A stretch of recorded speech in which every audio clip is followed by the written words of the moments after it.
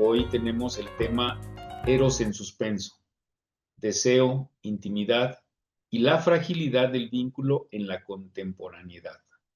Y para ello, pues le agradezco mucho a Claudia Hernández, excelente persona, excelente amiga y gran profesional. Ella de verdad que es una mujer también admirable. Déjenme presentarles. Ella también estudie. Es maestra en Ciencias de la Familia por la Universidad de Anáhuac. Es maestra en Educación de la Sexualidad Humana por el CEAS. Maestra en Sexualidad y Equidad de Género por la Universidad Mexicana de Estudios y Posgrados. Es doctorante en Políticas Públicas por la Universidad Mexicana de Estudios y Posgrados. Máster en Terapia Sexual y de Pareja por el Instituto Helen Kaplan de Madrid y CEAS. Tiene un máster de autoestima, reencuentro y sexualidad con Fina Sanz. Es psicoterapeuta de parejas y familias, educador en sexualidad, especializada en terapia sexual, acompañamiento de duelos a través de la logoterapia y la terapia de reencuentro. Perteneciente al Colegio Mexicano de Posgraduados en Sexología C, con estudios en Psicología Clínica y Habilidades del Pensamiento por la Universidad Autónoma de San Luis Potosí y la Universidad de Anáhuac. Es fundadora de Converso, que promueve el bienestar comunitario. Realiza acompañamiento en procesos de duelo y cuidado integral a pacientes oncológicos. Como sobreviviente de cáncer de mama, precisamente este mes conmemoraremos, si no estoy mal, el próximo 18 de octubre, el cáncer de mama.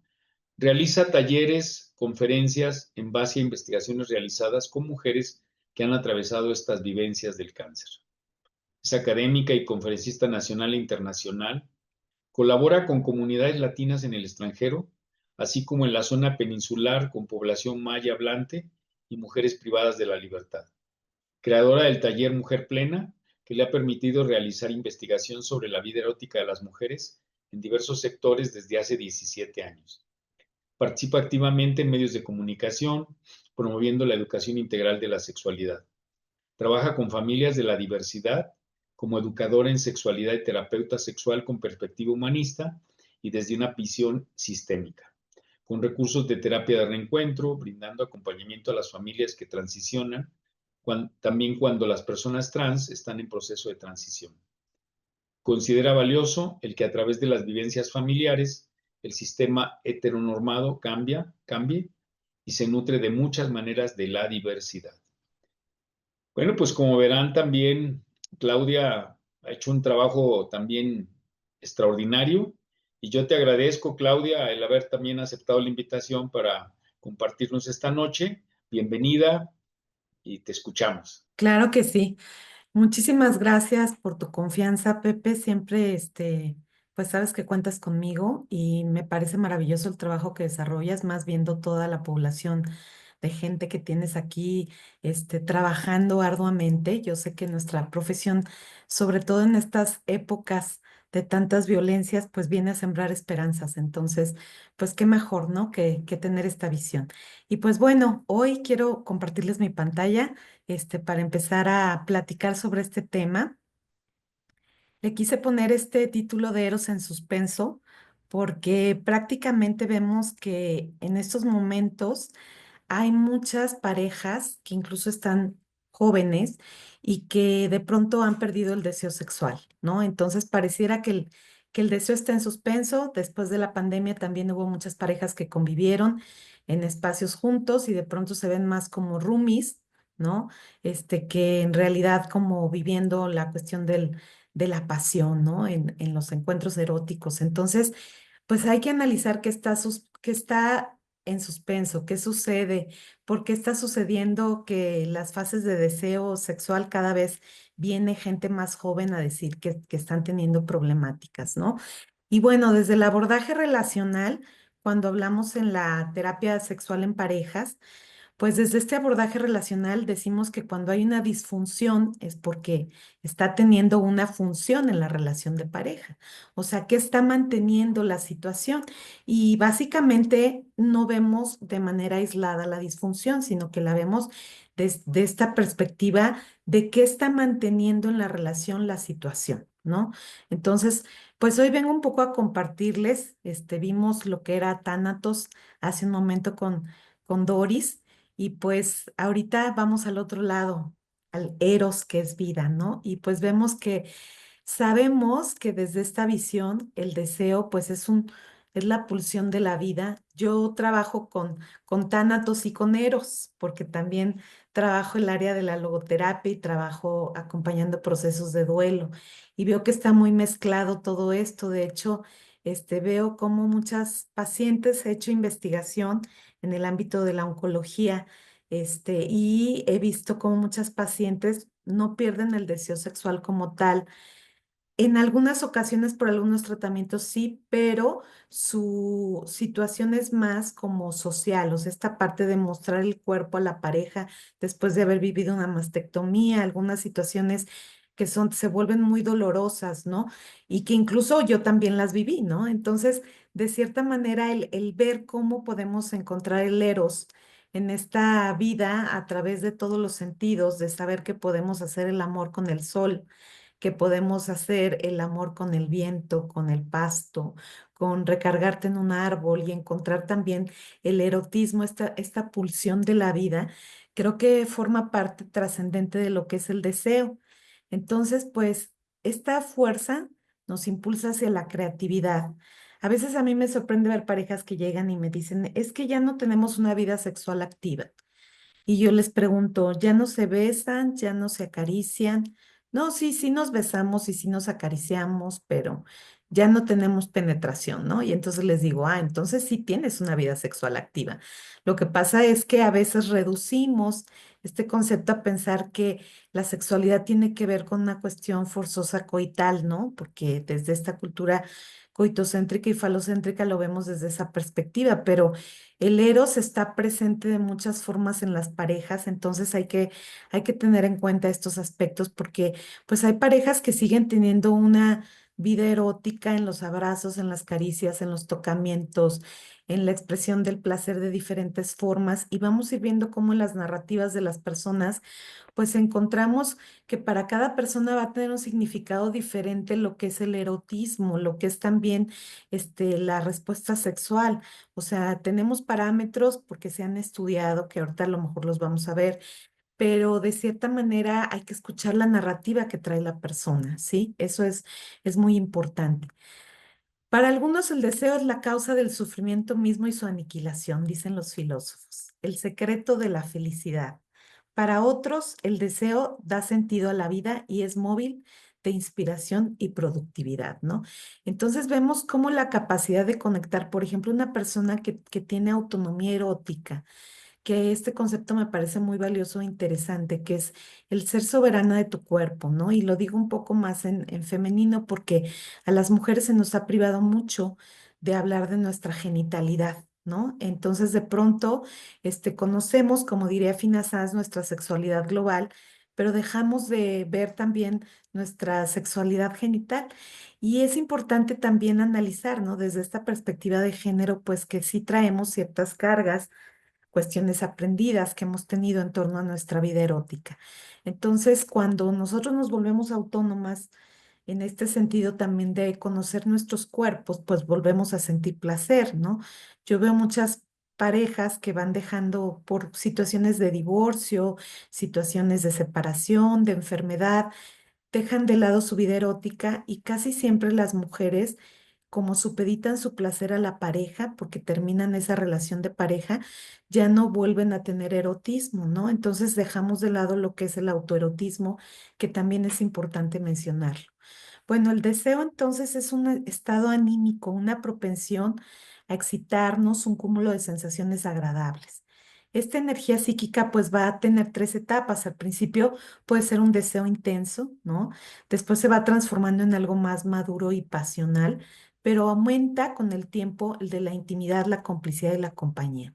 Esther Perel en el libro de Inteligencia Erótica nos hace mención de cómo cuando algo se vuelve predecible, pues va perdiendo muchas veces el interés, ¿no? Y dice, entra la ternura y el deseo se escapa por la ventana. Y entonces, ¿cómo permanecer en esta situación en parejas cuando vamos perdiendo la cuestión del deseo? Una investigación que se llevó a cabo en IMESEX, preguntaban que para qué tenemos relaciones sexuales, ¿no? Y en esa investigación, el primer punto que contestaban las parejas era para cumplir. El segundo punto era para que no se moleste mi pareja. El tercero era por elección deliberada, ¿no?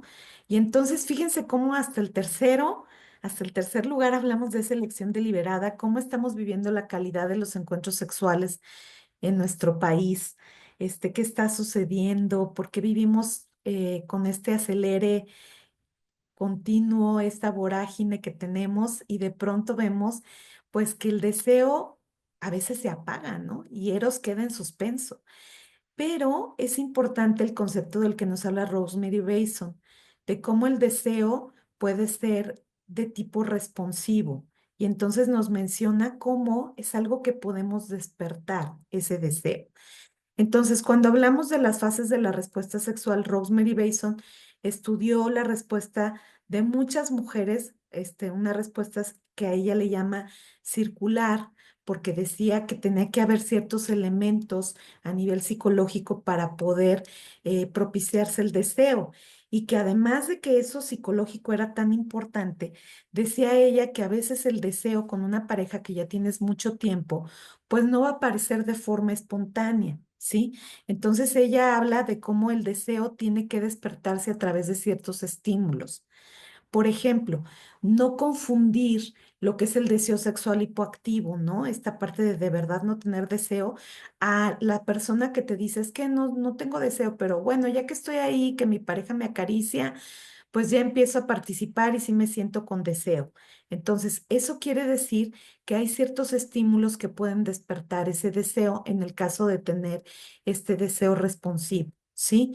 Y que puede ser a través de estímulos visuales, por ejemplo, si estás viendo una serie, y ves una escena erótica y a lo mejor tienes a la pareja ahí al lado, pues la despiertas y comienzas a erotizar, ¿no? O puede haber una parte en donde estés leyendo lectura erótica o platicando una charla con amistades y entonces hablar del erotismo y entonces este deseo se vuelve responsivo. Por eso es importante verlo y también ver que a veces se vuelve un contexto dependiente, porque si nosotros supeditamos nuestro placer a siempre con la pareja, pues de pronto cuando no esté la pareja o cuando la pareja no tenga deseo, no quiere estar presente, pues obviamente decimos que ya no hubo la interacción, ¿no? Entonces, para eso revisamos todos estos parámetros que de cierta manera nos plantea Rosemary Bason. Ella más o menos en el año 2000 es cuando hace estos estudios. Entonces, a raíz de eso, ustedes pueden buscar a Rosemary Bason, pueden buscar las fases de la respuesta circular. Inclusive pueden ver todas estas respuestas circulares de mujeres que hizo mucha investigación. Entonces, Rosemary Bason decía que se tenían que tomar en cuenta estos factores psicológicos para ver qué influían en el deseo. Uno de ellos es la autoestima. Y la autoestima, pues de hecho hay una autora que incluso le llama autoestima sexual, Paulina Millán, y que dice que tiene que ver con todas estas experiencias que recibimos a lo largo de nuestra historia de vida, por ejemplo, los referentes que tenemos con parejas, ¿no? Que nos van diciendo, oye, pues tú no eres muy buena, ¿no? Para la práctica del sexo oral o que a lo mejor habrá una pareja que desprecie nuestra corporalidad. Y entonces, en este tipo de comentarios, aunados a comentarios que vivimos a lo largo de la vida, pues también se va consolidando nuestra autoestima sexual y vamos teniendo ciertos también mitos, creencias que pueden irnos acompañando, ¿no? Bloqueos que tuvimos en algún momento. A lo mejor ustedes recuerdan que mientras tenían algún tipo de práctica erótica, pues quizá fueron cachados por alguna persona y a lo mejor fueron regañados, ¿no? Por esa persona. Y bueno, pues cuando pasan esas cosas, pues también de cierta manera se va quedando permeado ciertos mitos, creencias, cosas que a lo mejor no siempre son verbales.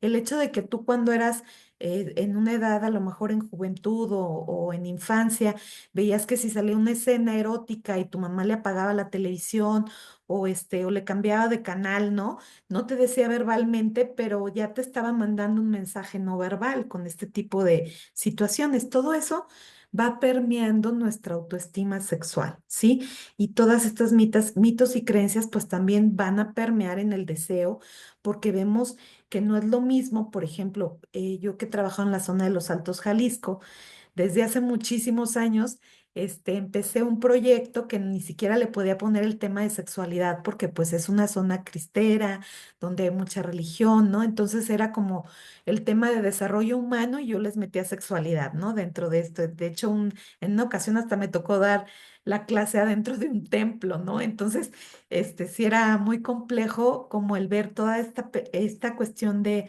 los pensamientos y de la idiosincrasia de cada lugar.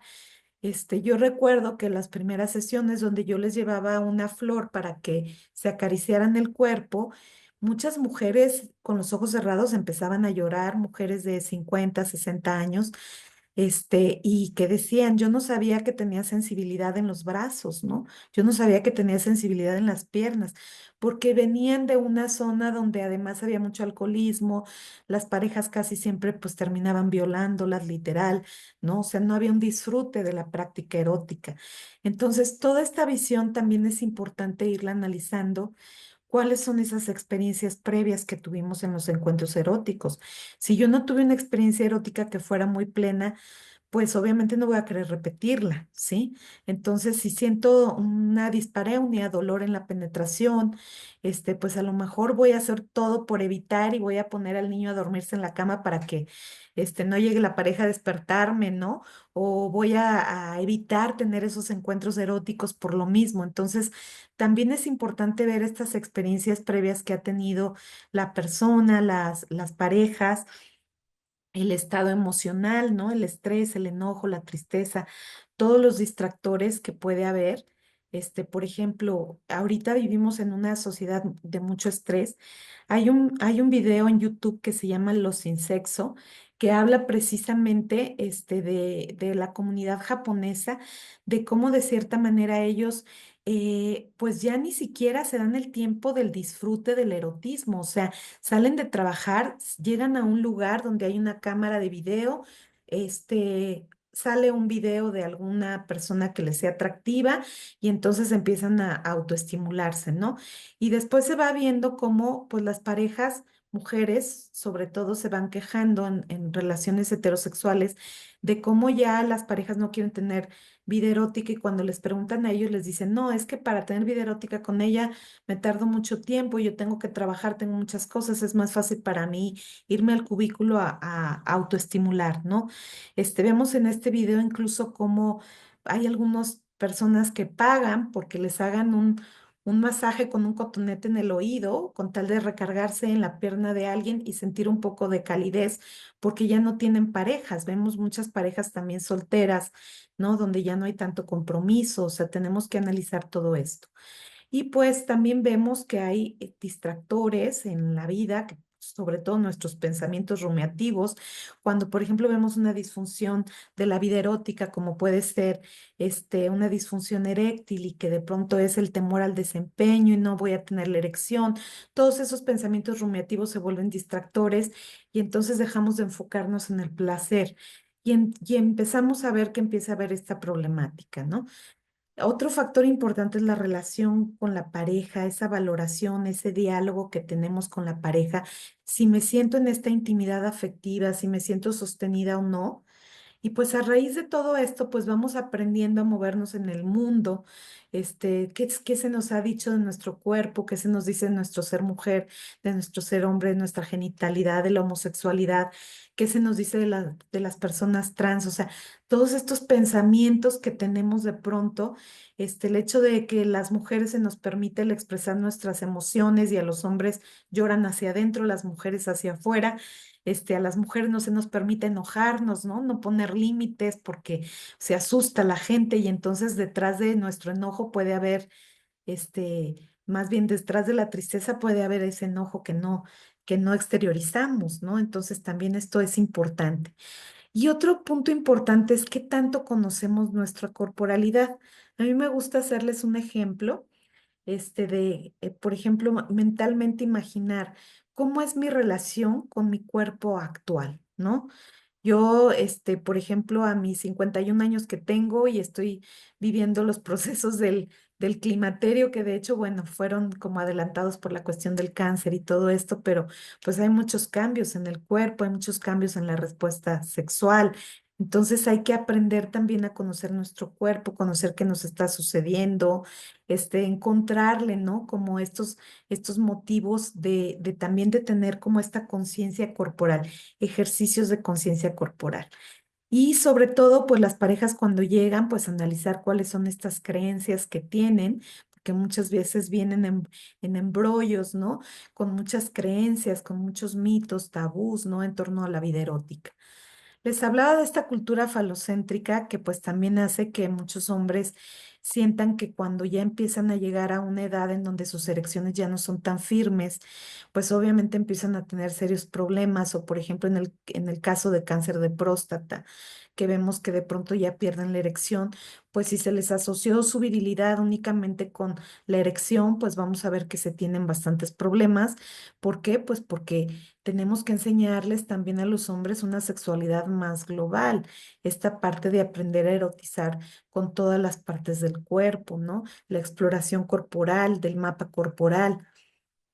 Y en la cultura coitocéntrica, pues nos limitamos muchas veces a centrarlo, ¿no? En lo que es la práctica penetrativa, inclusive en las relaciones homosexuales vemos cómo se le da un énfasis importante. Yo tengo muchos casos de parejas gays que llegan y dicen, ¿no? Es que mi pareja solamente quiere la genitalidad y yo necesito abrazos, caricias, ternura. O sea, vemos también que hay ya otra visión diferente y que también necesitamos trabajarlo desde ahí, ¿no? O por ejemplo, las personas trans que les está costando trabajo, como el ver su corporalidad, ¿no? De pronto el visibilizar sus genitales, les cuesta trabajo y sin embargo pueden seguir sintiendo placer a través de la erotización. Yo tenía un paciente, mujer trans, que me decía, ¿no? Es mi pítoris, ¿no? No quiero que me lo quiten porque siento placer, pero yo le llamo pítoris como la unión de clítoris, ¿no? Y entonces esta parte de poderlo decir también desde esta visión, el poder encontrar que también hay otras áreas del cuerpo en el cual podemos erotizar. Cuando vamos trabajando con personas trans es muy importante la conciencia corporal, la sexualidad global también. Bueno, aquí les pongo algunas esculturas, cómo están representadas en diferentes lugares del mundo, pues los falos, ¿no? Las vulvas, todo esto que da significado y también el entender, por ejemplo, en las mujeres, cómo podemos hablar de que todas las vulvas son diferentes. Hay mujeres que a la fecha, pues no se conocen su cuerpo, su vulva, su genitalidad. De pronto, el dejarles estas tareas de autoexploración es importante, el que se autoobserven. Les voy a recomendar este libro que se llama Yo amo mi vulva. Son historias de mujeres de cómo se reconciliaron con sus cuerpos y traen imágenes de sus vulvas. Les voy a leer un poco de la historia de Libertad. Obviamente cambian sus nombres. Y dice, Libertad. Mi relación con mi vulva es una relación de cariño, de gusto, de placer, con algo de incógnita porque es una relación que apenas se está construyendo. Como en toda relación, hay momentos intensos y no intensos, buenos y no buenos. Eso sí, sé que es la relación más larga que he tenido en mi vida y que tendré. No puedo decir que la veo siempre, a veces la tengo un tanto abandonada respecto a las visitas cariñosas y placenteras que le podré hacer, pero a medida de que ha pasado el tiempo, he tenido más confianza para hacerlo. No es fácil porque nadie te enseña a construir esa relación. Nadie te dice que debes tener una relación cercana y fuerte con ella. Por lo menos a mí nadie me dijo eso. Lo he aprendido sola y con el tiempo. Es cierto que siempre la cuidas, la quieres, pero no la miras. Y eso es complicado. Es como cuando asumes que alguien entiende lo que tú sientes por él, aunque no lo busques o no se lo digas. Y siempre te preguntas si tu vulva es como debe de ser. si es bonita o fea, si está chiquita o grande. No sabes, es una gran incógnita. Es una relación difícil al inicio por lo menos. Luego, cuando te das cuenta de que tú tienes el derecho a decidir sobre ella, incluso de elegir al visitante y si realmente lo quieres, entonces reafirmas que es tuya y la muestras.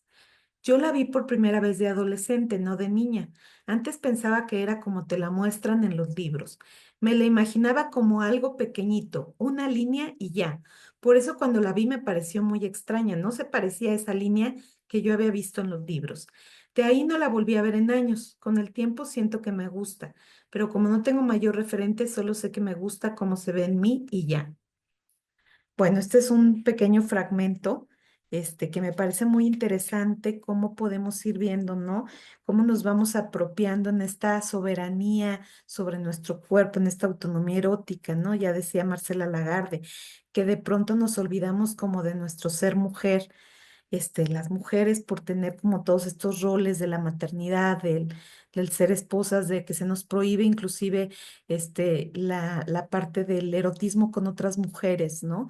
¿Por qué? Pues porque está arraigado el que un hombre sea quien venga a enseñarte, ¿no? El placer. Y entonces, de cierta manera, el recuperar tu autonomía erótica y el darle este poder a tu cuerpo también es el conocimiento que se tiene de ello, ¿no?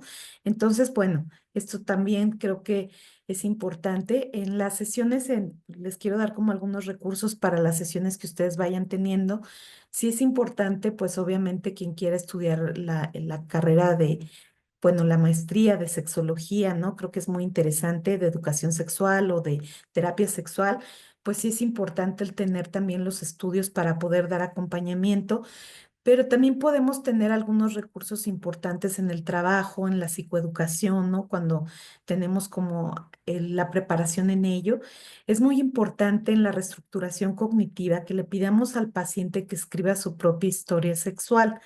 ¿Por qué es tan importante? Porque ahí vamos a analizar creencias, vamos, sobre todo en lo que va redactando, te vas dando cuenta de sus creencias, distinguiendo ya en el momento de que te la va leyendo, tú te vas dando cuenta de estas creencias limitantes que puede tener respecto de su placer y ya vas distinguiendo cuáles son sus creencias y cuáles le vienen, de dónde las aprendió, en qué momento tuvo algunos bloqueos, ¿no?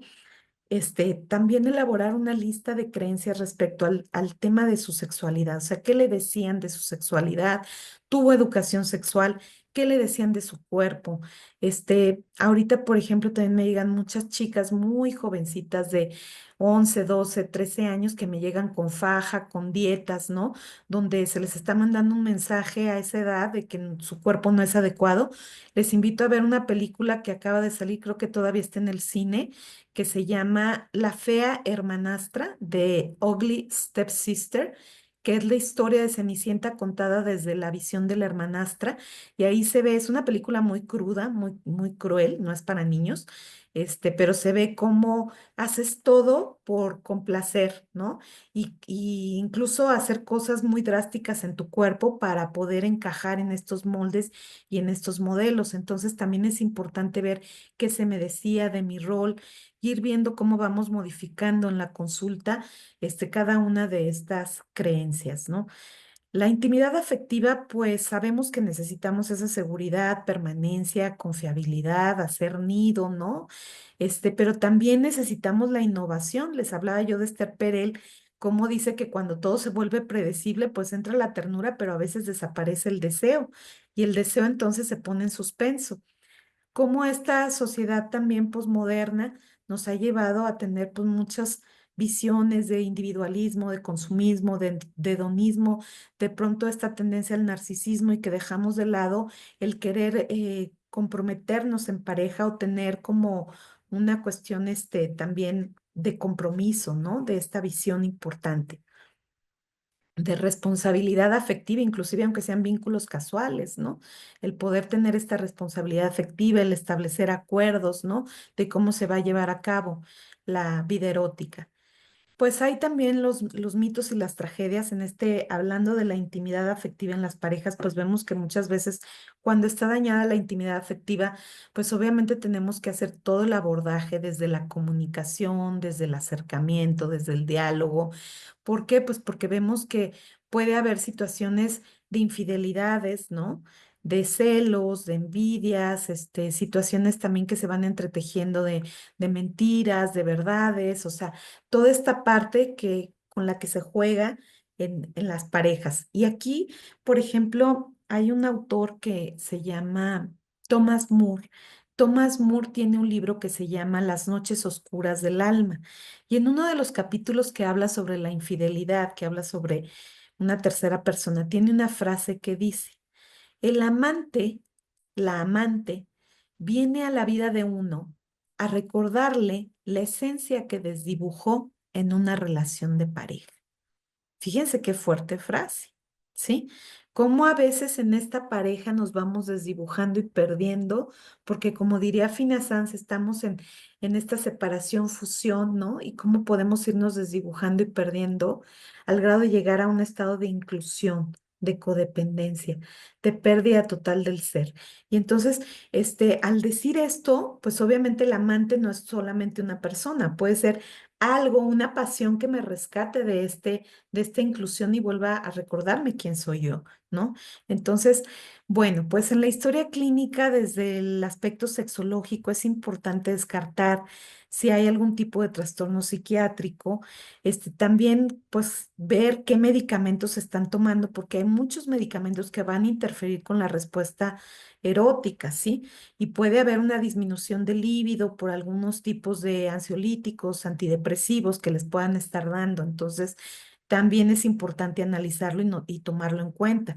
También si ya traen un examen médico, casi siempre, pues de pronto a mí me remiten muchos pacientes urólogos, ginecólogas, ¿no? Que ya les hicieron algunas pruebas, ¿no? Un ecosonograma peneano, ¿no? De contraste para ver cómo está todo y ya cuando descartan la cuestión orgánica, pues entonces ya me hacen saber. Ahora, también ver, por ejemplo, gente que tiene los triglicéridos altos, pues también puede interferir en la erección, ¿no? Entonces también es importante hacer exámenes médicos, ¿no? Que los pacientes para descartar cualquier tipo de disfunción de la vida erótica que se estén dando. Una vez que tenemos esos datos generales, datos físicos y fisiológicos, se va buscando la educación y la información, sexual. Cómo les fue dada su educación sexual y yo incluso los invito a ustedes a pensar y a recordar si ustedes recibieron educación sexual, cómo fue, desde dónde vino, ¿no? Todo eso incluso si llenan esto ustedes mismos, es una forma de practicarlo y les ayudaría a escribir su propia historia sexual, ¿sí? Los sueños sexuales que se puedan tener, porque a veces, por ejemplo, hay personas que dicen, es que yo no tengo la erección, pero cuando estoy dormido, y estoy soñando algo, de pronto sí tengo la erección, ¿no? Entonces, bueno, en ese momento vemos que la erección sería de tipo selectiva, ¿no? O situacional. Entonces, con ciertas personas sí, con otras no. Entonces ahí vemos que obviamente pues no es que hubiera una cuestión orgánica, más bien es algo psicógeno y analizaríamos pues qué está sucediendo, ¿no? Ver también cuáles son como las fantasías sexuales. Ahorita vamos a hablar un poquito de eso, pero creo que es muy importante. Las fantasías sexuales es un recurso que es muy importante para fomentar el deseo sexual. Y entonces es importante ver si yo le doy espacio a eso, si yo me permito fantasear, qué tantas creencias tengo en torno a las fantasías, ¿no? Porque si, por ejemplo, me han dicho que es algo negativo el fantasear, ¿no? Pues a lo mejor yo me voy a prohibir la fantasía. La fantasía me lleva a tener un encuentro erótico, incluso en una relación que ya tenga años, pues es un elemento que adereza mucho la relación. Entonces, pues una tareita que les voy a dejar es que escriban una fantasía erótica, porque es importante a ver con los elementos que son estímulos sexuales efectivos, esos elementos con los cuales ustedes despiertan el placer, ¿no? Y es importante redactarlo. A veces, si tienes una pareja, pues puedes dejarle el escrito y el lápiz para que continúe la fantasía.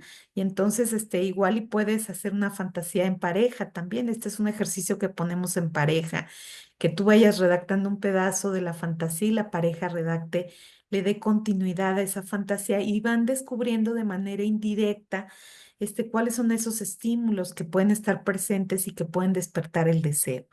También hablamos del autoerotismo, de la historia de vínculos, ¿no? También qué ideas, qué creencias tienen del autoerotismo, cómo fue esa historia de vínculos, cómo terminaron. Obviamente la historia de vínculos la vemos de manera separada, no en pareja. Se hace la historia sexual de manera individual. Una vez que ya los ves en pareja, pues la historia también dices que vas a dejar una sesión para hacer la historia clínica de cada uno y ves la historia de vínculos, ¿no? Qué tipo de relaciones tenían, cómo eran, cómo era su vida erótica con otras parejas, qué sucedió, cómo terminaron la relación, quién la terminó, al cuánto tiempo comenzó otra relación, ¿no? Las expresiones comportamentales, que son lo que antes se conocía como parafilias, ¿no?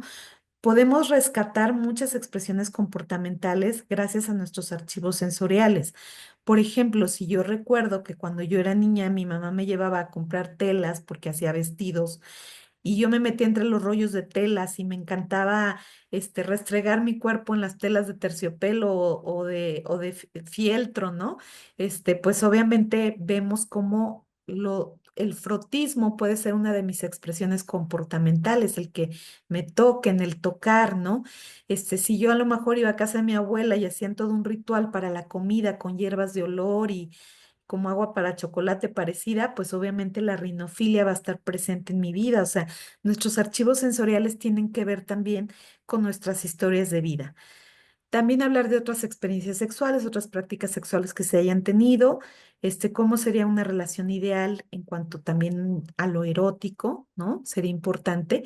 Y entonces en la intervención que hacemos, pues podemos hacer una fase de evaluación, podemos hacer esta fase psicoeducativa donde les vamos brindando estos conceptos que yo les estoy también ahorita compartiendo, ¿no? Dependiendo de lo que vamos notando en cada persona o en cada pareja, se les va brindando los ejercicios de práctica, ¿no? Que se les va poniendo.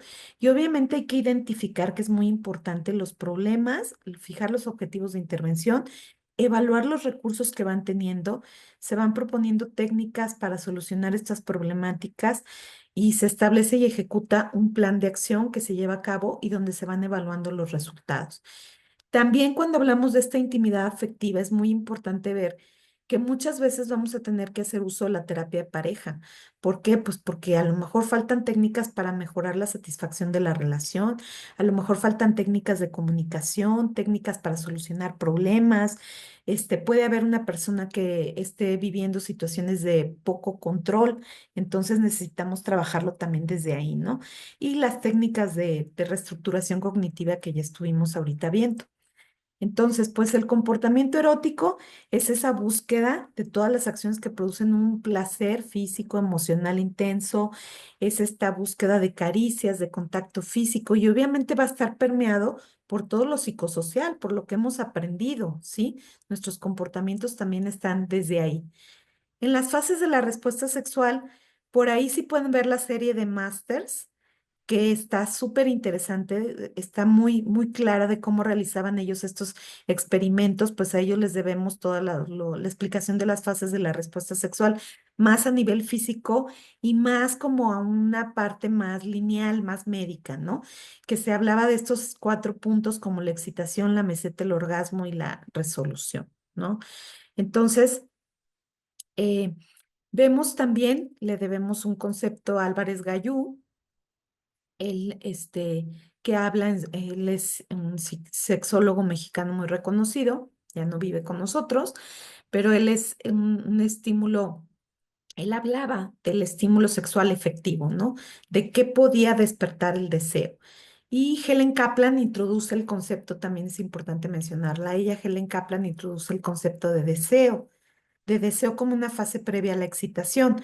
Ya después vamos a ver cómo en el modelo de Rosemary Bason, que hace ya, no es lineal, y es circular, se va modificando esta visión. Entonces, en este estímulo sexual efectivo, que le llama S o estímulo erótico efectivo, va a haber estímulos a nivel exteroceptivos que tienen que ver con los sentidos, ¿sí? Con el tocamiento, con la vista, el olfato, el gusto, o también interoceptivos que tienen que ver con mis fantasías, mis recuerdos, mis sueños. Si tú te vas a un lugar público y eliges una persona para crear una fantasía mental, por ejemplo, vamos a pensar que voy y me compro una nieve y estoy viendo a las personas que están sirviendo las nieves y me atrae una persona, yo puedo empezar a fantasear Y en el momento en que empiezo a fantasear y a crear mi fantasía, pues obviamente mi imaginario es mío. O sea, nadie está viendo lo que yo estoy fantaseando, ni tampoco voy a ir a abrirlo con la persona que está sirviendo la nieve, pero a mí me sirve como un recurso de poder empezar a explorar como todas estas fantasías y ver un poco cómo son también mis archivos sensoriales. Hay una gran diversidad de la expresión erótica, ¿sí? Y también no podemos reducirla a, porque cada persona va a tener diferentes formas de acuerdo a estos aprendizajes y a este imaginario erótico. Entonces, es importante que tú conozcas tu imaginario erótico, es importante que tú analices tus archivos sensoriales, cómo aprendiste a erotizar, ¿sí? ¿Cómo fue los primeros tocamientos que tuviste, qué te generaron, ¿no? Ya haya sido en juegos sexuales en la infancia, haya sido en la adolescencia, si tuviste alguna experiencia de abuso, alguna situación, cómo afectó eso, los bloqueos que puedas llegar a tener. Entonces, explorar el imaginario erótico pues nos va a dar un bagaje muy amplio de cómo poder también autoconocernos en cuanto a lo que puede despertar mi deseo sexual, ¿no? Ahí ponemos las fantasías, los recuerdos y las sensaciones. Y pues son las fantasías, son aquellas que son experimentadas de forma consciente, por eso les digo que estamos despiertos, estamos fantaseando, todas las personas podemos hacer esto, son parte esencial de nuestro erotismo, constituyen un estímulo sexual efectivo de origen psicológico y también son un recurso para enriquecer la vida en pareja, ¿sí? Yo, por ejemplo, les pongo algunos ejemplos de fantasías. Trabajo mucho con las mujeres que han vivido la situación del cáncer a través de fantasías. Por ejemplo, las pongo a que se pongan frente a un espejo, ¿no? De cuerpo completo en su casa, que peguen un papel rotafolio en el espejo y entonces empiecen con una bata sin ropa. Nada más se ven su rostro, porque obviamente hay muchas que les cuesta trabajo ver su imagen corporal, pero se van despojando de la bata, se empiezan a untar aceites, a pasar diferentes estímulos en el cuerpo y cuando ya se sienten cómodas van quitando ese papel rotafolio para empezar a ver sus cuerpos después de esta apropiación corporal, ¿sí? También hay ejercicios de apropiación corporal como el que nos pone Fina Sanz, de ir hablando de situaciones del cuerpo. Por ejemplo, un ejercicio es como hablar de alguna zona del cuerpo, ¿no? El decir, que, por ejemplo, a mí, ¿no? Me costaba trabajo ver mi herida, pero con el paso del tiempo, incluso yo no me reconstruí, o sea, me gusta ver mi herida porque me da un recuerdo del valor de cosas que afronté. Me gusta ver mi cicatriz, ¿no? Y me gusta suavizarla con sábila y ponerle aceite. ¿Por qué? Pues porque son cosas que tú vas trabajando ya en esta apropiación corporal. Entonces, pues las fantasías nos ayudan, yo con ellas trabajo mucho, por ejemplo, con el juego de las pelucas, ¿no? Yo les decía que cuando yo tenía una peluca roja y que cuando me ponía mi peluca roja yo no era Claudia, yo era Carmina. Y Carmina era mi hermana gemela que se atrevía a hacer todo lo que Claudia no se atrevía a hacer. Entonces eso me ayudaba un poco como a despersonalizarme y poder verme en otra área, ¿no? Entonces trabajo mucho con ellas también, con los turbantes, con las pelucas, como juegos eróticos que puedan ellas empezar a fantasear con ellas mismas. Pues entre ellas se pasan tips y la verdad es que son muy valiosas esas sesiones. Bueno, expresar nuestros deseos sexuales, a eso nos ayudan las fantasías, aumentar la excitación sexual, son prácticas de sexo seguro, nos ayuda a liberar tensiones, ensayar conductas, sobre todo que no te atreves a hacer, por lo menos ensayarla, ¿no? ¿Cómo me acercaría a esa persona que me está sirviendo la nieve? Al momento que me da la nieve, ¿cómo me acercaría? O sea, yo ya empiezo a fantasear y voy abriendo posibilidades en la mente. También es importante rescatar las habilidades de seducción, hacerme consciente del lenguaje no verbal, sacar puntos fuertes. Por ejemplo, yo les digo, bueno, si no quieres mostrar todo tu cuerpo, pues ponte un corsé, ponte una mascada. Si no te gustan tus lonjitas, ponte una mascada que te cubre esa zona de tu cuerpo. Empieza a buscar cuáles son a sacar partido de tus puntos fuertes y empieza también a buscar otras formas de erotizar, ¿no? Entonces, este es el modelo de Rosemary Bason, que les digo que este fue a partir del año 2000. Ella hablaba de un deseo fase uno, que es ese deseo espontáneo, pero decía que muchas veces ese deseo se tenía que que despertar a través de ese deseo responsivo, ¿no? Que sería el fase 2. Entonces, tenemos que detectar los estímulos que llegan a despertar ese deseo para que después lleguemos a esa fase de meseta previa a los orgasmos, la resolución, ¿no? Donde todo regresa a como estaba, la respiración, el ritmo cardíaco, todo. Y luego ya entra un periodo refractario que en el hombre se ve por el tiempo que vuelve a tardar en tener otra erección, si es que tuviera un segundo encuentro sexual. Las mujeres, por ejemplo, porque a veces ya hay una hipersensibilidad en el cuerpo y ya no quieren seguir siendo estimuladas. Esta es una gráfica que la pueden encontrar en el libro de Álvarez Gallú, que habla de las disfunciones de la vida erótica, ¿no? De las disfunciones sexuales, y nos va presentando un poquito para mostrarles, hoy me estoy enfocando en la fase de deseo, ¿no? Y un poco hablándoles de la excitación, que sería como esta parte en donde entramos, puede haber una apatía o un deseo sexual hipoactivo, pero hay que hacer el diagnóstico diferencial porque puede ser que no sea un deseo sexual hipoactivo, puede ser que sea un deseo responsivo y que se puede estimular a través de diferentes cosas, ¿no? La falta de lubricación en la mujer en la etapa de la excitación, en el hombre la incompetencia eréctil o disfunción eréctil que se presentaría, la fase de preorgasmia, que en fases de climaterio se extiende muchas veces más. La fase de preorgasmia a veces no se llega al orgasmo, precisamente porque esta fase se extiende más, que es cuando te dicen, siento que ya va a llegar el orgasmo, pero no llega, ¿no? Esa se da en la fase de meseta y en los hombres se daría lo que es la eyaculación precoz o la incompetencia eyaculatoria, que se llama también, o eyaculación rápida. En los orgasmos, pues que haya anorgasmia.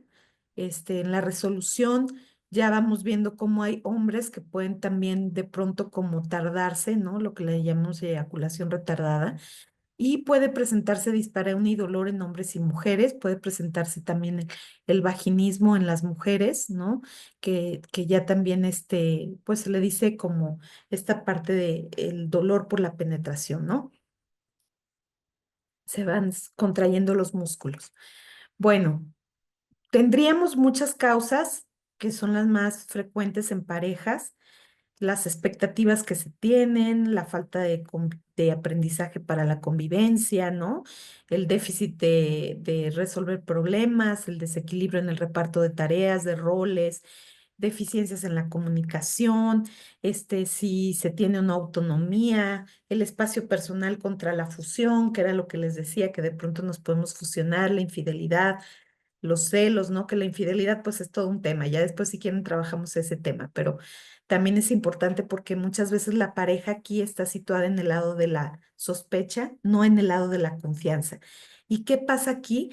Que muchas veces puede ser que yo en la mente quiera tener el encuentro con la pareja, pero mi cuerpo no lubrica. ¿Por qué? Pues porque no me quiero soltar, porque no me siento confiada. Eso también es muy común que ocurra. O sea, tenemos que analizar la historia de las personas que las llevó a mantener o a tener esta situación en la sexualidad. Y pues hay muchos ejercicios con el que primero se rompe esa reciprocidad negativa desde el cognitivo conductual, donde podemos registrar conductas agradables que esté haciendo la pareja, hacérselo saber, en alguna caja de los deseos poner diferentes papelitos de actividades eróticas que podamos tener, como explorar el cuerpo, darnos un masaje, darnos un baño juntos, como diferentes juegos que se puedan dar. La identificación de conductas agradables, ¿no? En la exploración del mapa erótico, por ejemplo, puede taparse los ojos ella y él explorar todo su cuerpo y luego viceversa, y pueden ir detectando, platicar qué les gustó, cómo se sintieron, ¿no? Esta parte también de ir identificando con texturas diferentes en el cuerpo, pasar la textura del cabello, que es una textura que ya está incluida a lo mejor por la espalda de la pareja, el utilizar recursos como ver fotografías, irse a pasear a lugares que solían ir, como para esta unión de símbolos entrañables que van creando como anclajes emocionales, y también el qué hacer en el tiempo libre, como esta baraja de los pasatiempos, para que haya mayor comunicación. Y la comunicación erótica, pues, tiene tres momentos importantes. Una es en el antes, que es en el planear, que es más de tipo verbal, planear el encuentro erótico. Al inicio sí es importante planearlo, porque obviamente a lo mejor han tenido un periodo de no tener esos encuentros eróticos, entonces sí se tiene que hablar de planearlo.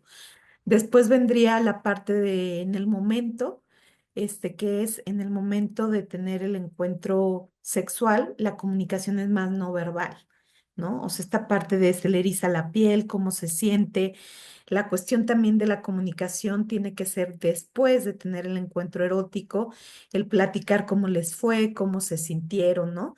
Y detectar si hubo diferentes situaciones que se fueron presentando. A veces podemos tener problemas específicos en las parejas, ¿no? A veces puede haber problemas, como les decía, de celos, de agresividad. Todo esto hay que explorarlo porque muchas veces va a interferir en este tipo de ejercicios que estamos teniendo. Y pues ya les platiqué un poquito cómo yo lo voy desarrollando. Masters y Johnson nos llamaban del desistimiento, que también se puede hacer por días de no acariciar los genitales, solamente acariciar todo el cuerpo. Eso le llamaban focalización sensorial uno, ¿no? No se busca la erección de la pareja como tal y eso reduce mucho la ansiedad y el estrés cuando a lo mejor no se está presentando una erección, o cuando hay temor a la penetración en el caso de las mujeres, ¿no? También, después en la focalización sensorial 2 para pasar a esa número 2 pues tenemos que ver cómo les fue en el primer ejercicio, si se generó ansiedad, si hubo falta de aceptación corporal, si hubo evitación por violencia, si me sentía mal con mi cuerpo, si hubo culpa, temor, rechazo, y entonces ahí hay que volver a trabajar terapéuticamente todas estas áreas antes de pasar al ejercicio de focalización sensorial 2. Ya en el ejercicio de focalización sensorial 2 ya se hace ahora sí una exploración también en genitales, se acaricia todo el cuerpo, se juega con genitales y también se puede hacer previamente un baño. A mí me gusta mucho decirles que se hagan baños, masajes. Aquí les estoy poniendo algunas técnicas que aumentan el deseo sexual, ¿no? La exploración de ese mapa erótico, la propiciación corporal, tomarse fotografías, darse masajes corporales, pintar en el cuerpo con pinturas que después se borran, baños en conjuntos o a solas, utilizar sustancias de alimentos ricos en el cuerpo, ¿no? Que también podamos luego repasarlos con la lengua, hacer juegos eróticos, pretender que no conoces a la persona que la estás conociendo, encontrarse en algún bar, en algún lugar y hacerse los desconocidos, no sé, estar en una fiesta y acariciarse por debajo de la mesa y irse a lo mejor a tener una experiencia erótica en otro lugar diferente a la casa. Buscar la práctica de lecturas también eróticas, de películas eróticas. Y pues ahí está el libro por si lo quieren ver, el de Esther Perel, el de inteligencia erótica, por ahí se los pongo. Es muy importante tener la capacidad primero de explorar mis necesidades para después poder expresarlas, comentarlas, conocerme bien, esta autonomía erótica de la que les hablaba. Y termino con esta frase de el modelo de Bason señala que el objetivo de la actividad sexual en las personas que tienen varios años de convivencia no es el orgasmo en sí, más bien la satisfacción personal y emocional de sentirse conectadas íntimamente con su pareja y sobre todo con su propio ser. Les dejo aquí mis datos por si necesitan cualquier cosa. Tengo un canal de YouTube donde tengo más de 200 videos de entrevistas con expertos. Por ahí también a Pepe ya lo entrevisté en algunas ocasiones. Que es mi nombre, Claudia Hernández Madrigal, así lo encuentran. Hay videos en vivo y otros que son videos. Una fanpage que se llama Converso, con guión bajo verso. Cada jueves a la 1 transmito en vivo un programa, en radio en línea. Y pues mi Facebook, que es lo que más uso, mi nombre, Claudia Hernández, y el Instagram, Claudia HDs, guión bajo sexóloga. Ahí está mi correo, mi celular por si necesitan cualquier cosa. Y pues espero que les haya sido de utilidad. La verdad es que es poco tiempo para hablar del deseo, pero pues creo que sí se logró en el tiempo. Ay, Claudia, pues la verdad es que muy interesante todo. Nos diste todo una enciclopedia que habrá en su momento que profundizar.